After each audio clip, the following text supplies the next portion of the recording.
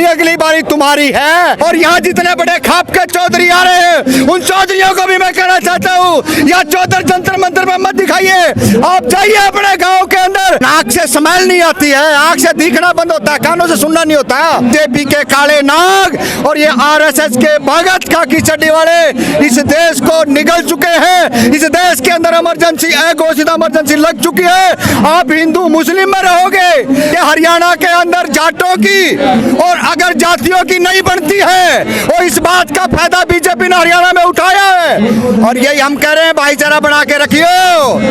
अरे gun point पे बहुत लड़कियों के साथ रेप किया आपने, आज देख लो कहाँ खड़े हो। ये समझने वाली बात है, जख्म है हम लोगों में भी, लेकिन हम न्याय प्रिय लोग हैं, आए हैं आपके साथ में। और मैं कहूँ आप भाग जाओगे, आप भाग जाओगे, लेकिन हम इस जंतर मंतर पर छोड़ के नहीं जाएंगे आप लोगों को। कहना चाह रहे हैं जाति देखकर न्याय मांगने ना आए, जाति देखकर मंच पे देख लियो ना, आप क्या बोल रहे हैं। 50 बार आधे घंटे में 50 बार विशेष जाति का नाम आता है। अरे बेटियों को न्याय दिलाने के लिए आई हो, अगर भैया जात ढूंढने आ रहे हो। इस नरेंद्र मोदी की तालिबानी सरकार के अंदर सबका नंबर आना है।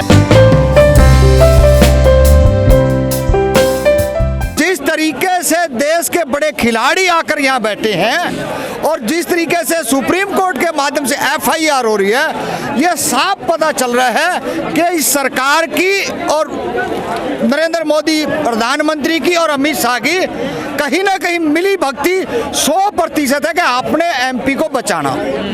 और जब तक ये जनता का जो जनसैलाब आप लोग देख रहे हैं, लगातार आज 10वां दिन है, चाहे तमाम पार्टियों के लोग हों, और हम तो वो पीड़ित लोग हैं। ये तो आज आए हैं जंतर मंतर पे।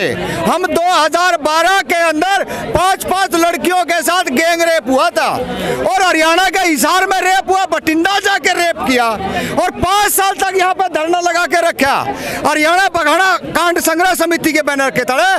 तो हम तो जब से कह रहे थे, हरियाणा में इसी भूपेंद्र हुड्डा की सरकार थी, और यही दीपेंद्र हुड्डा वहाँ का एमपी था रोहतक का, और दीपेंद्र मुख्यमंत्री ने जब हमने पगड़ी रखी ना इसके पैरों में, तो पगड़ी को ठोकर मारने वाला भूपेंद्र सिंह हुड्डा था।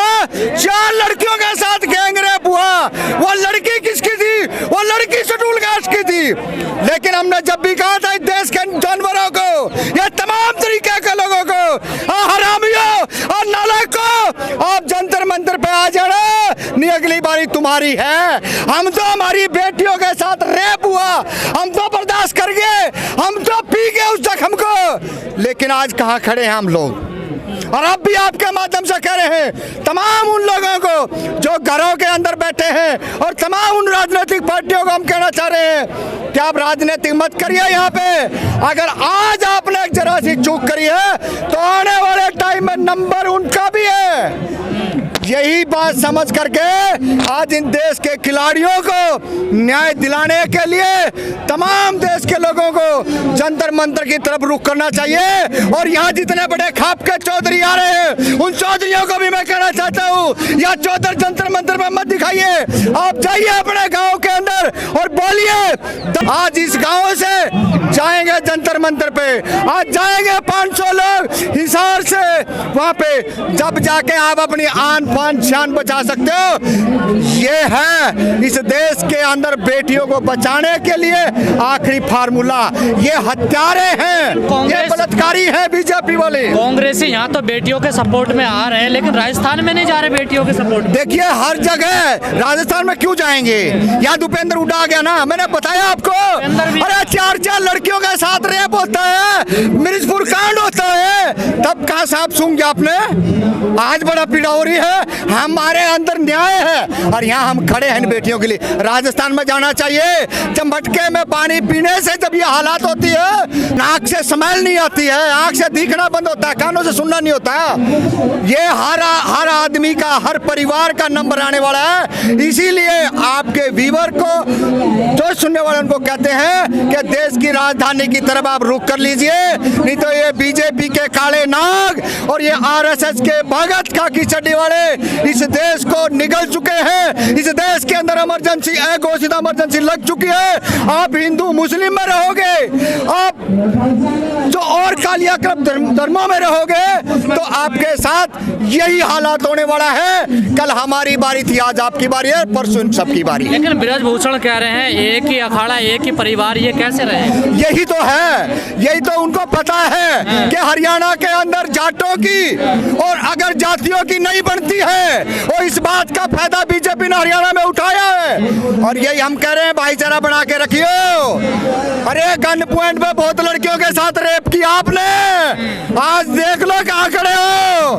ये समझने वाली बात है, जख्म है हम लोगों में भी, लेकिन हम न्याय प्रिय लोग हैं, आए हैं आपके साथ में। और मैं कहूँ आप भाग जाओगे, आप भाग जाओगे, लेकिन हम इस जंतर मंतर पर छोड़ के नहीं जाएंगे आप लोगों को, क्योंकि हमें 2012 से लेकर 16 तक इस तालिबानी सरकार बीजेपी ने इस जंतर मंतर को खाली कराया, जब जाके हम यहाँ से हिले थे। और उसके बाद में ये पहला धरना है जो आज 5 साल के बाद में यहाँ पे लगे, 8 साल के बाद। चाह रहे थे जाति देखकर न्याय मांगने ना आए, जाति देखकर मंच पे देख लियो ना, आप क्या बोल रहे हैं? 50 बार आधे घंटे में 50 बार विशेष जाति का नाम आता है। अरे बेटियों को न्याय दिलाने के लिए आई हो, अगर भैया जात ढूंढने आ रहे हो, ये गुंडागर्दी नहीं चलेगी।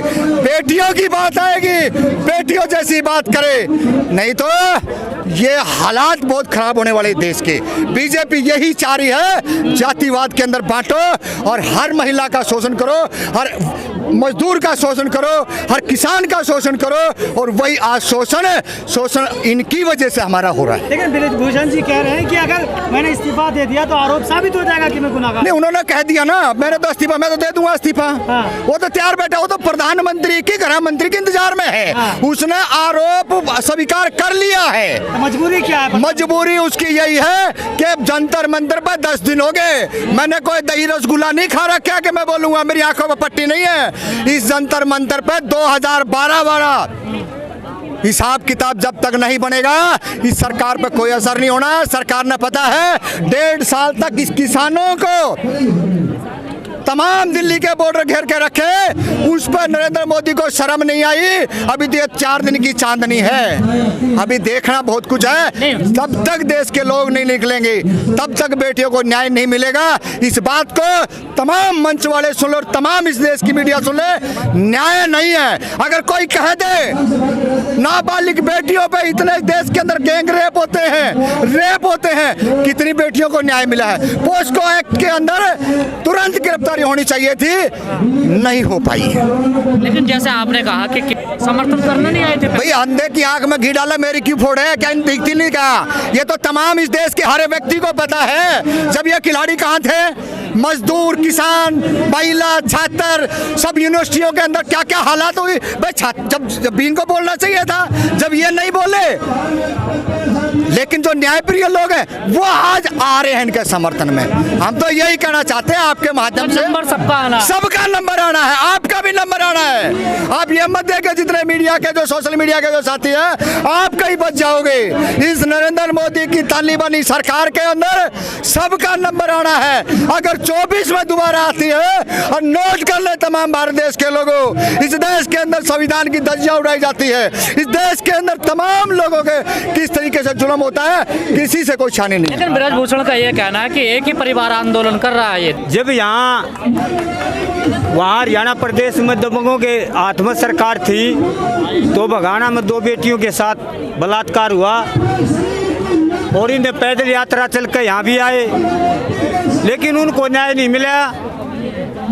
और ये जो मौजूदा जो भारतीय जनता पार्टी की सरकार है, जो यहाँ का सांसद है ब्रजभूषण, एक बात तो सरकार कह रही है, बेटी बचाओ बेटी पढ़ाओ।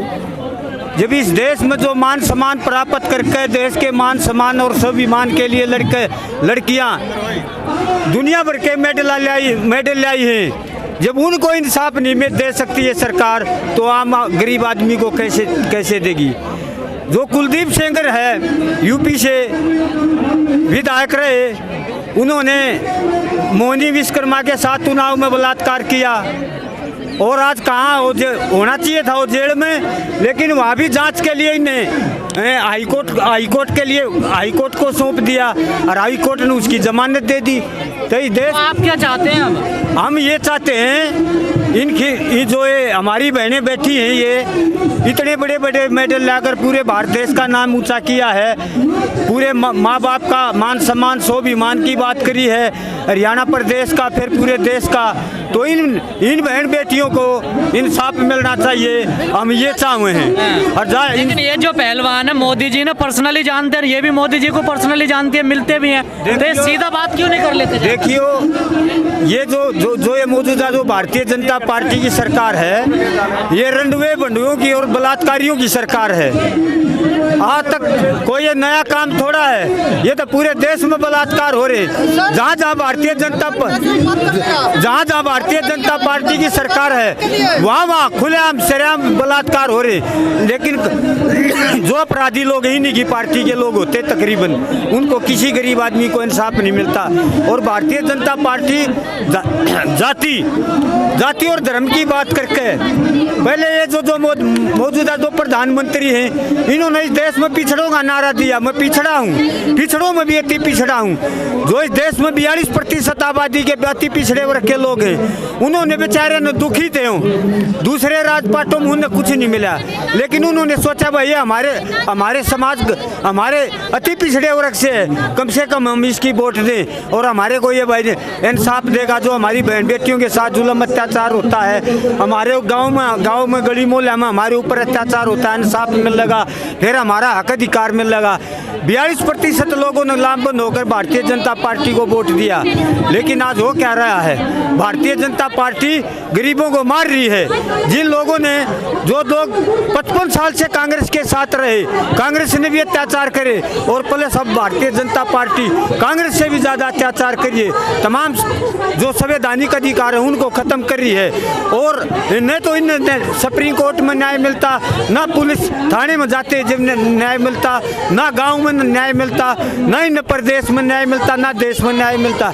ना कि ये खैर ये तो भाई ताकतवर लोग हैं, कुछ सतेटा में ताकतवर जातियां हैं, ये तो भाई सारे डाल के तरीके जानते, साधन संपन्न जातियां। जो गांव में रहने वाले गरीब लोग हैं, शेड्यूल कास्ट के लोग हैं, शेड्यूल ट्राइब के लोग हैं, मोस्ट बैकवर्ड के लोग हैं, उन्हें तो कहीं भी इंसाफ नहीं मिलता। उनकी बेटियां नहीं होती? उनकी बेटियां नहीं होती।